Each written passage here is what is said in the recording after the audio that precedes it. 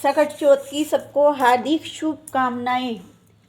अब हमने एक आसन बिछा दिया है अपने गणेश जी को, इनको आसन दे दिया है। अब हम इनको जल का छींटा लगाएंगे, जल समर्पित करेंगे और इनको कलावा पहनाएंगे।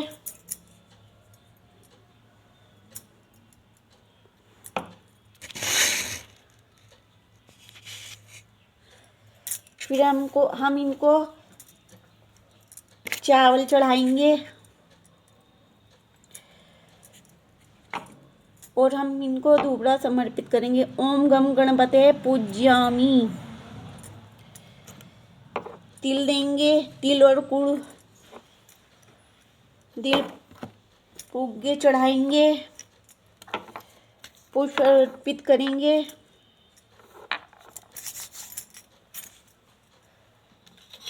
और दीपक जलाएंगे।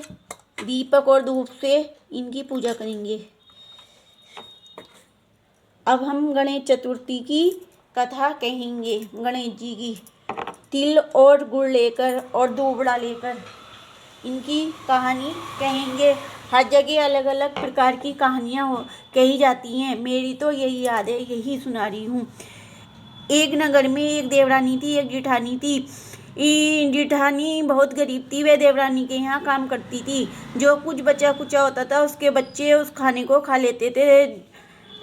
देवरानी उसको जेठानी को बच्चा कुचा खाना देती थी। तो एक दिन गणेश चतुर्थी आई, उस दिन उसने खाना मांगा। उसने कहा अभी तो खाना बना नहीं है, ना परायण का समय हुआ है, उसने क्या कल आकर ले जाना।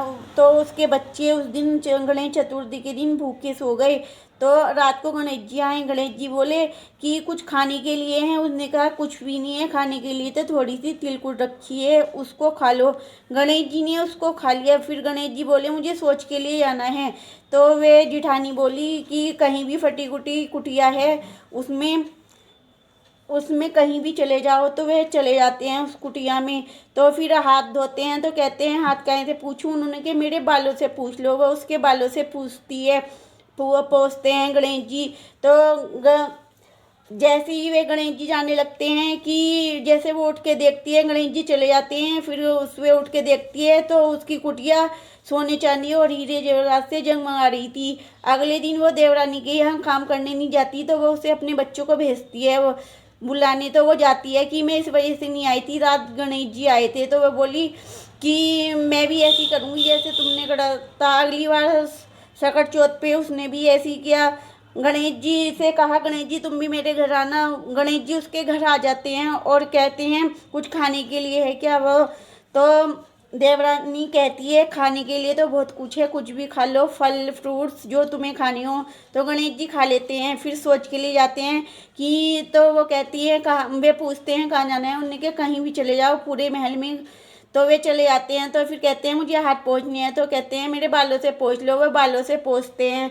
फिर वो सुबह उठती है तो घर में बहुत दुर्गंध आती है। तो वो साफ़ करती है, जितनी साफ़ करती है उतनी गंदगी हो जाती है। फिर गणेश जी भगवान से माफ़ी मांगती है और विनती करती है। गणेश जी भगवान कहते हैं जैसे तुमने तो लालच के वशीभूत किया था, उसने तो श्रद्धा भाव से किया था, इसलिए मैंने उसको बहुत धन दिया। अब तुम भी अपने धन का खोज सब गरीबों में बांट दो। जैसे गरीबों की तुम भला करोगी ऐसे ही तुम्हारा भला होगा। जैसे उस जेठानी का भला करा गणेश जी भगवान ने, ऐसी सब किसी का करना। जय हो विनायक जी की कहानी संपूर्ण हुई। ये तिल और तिलकुट हम इनको चंद्रमा को समर्पित करेंगे जब चांद को जल देंगे।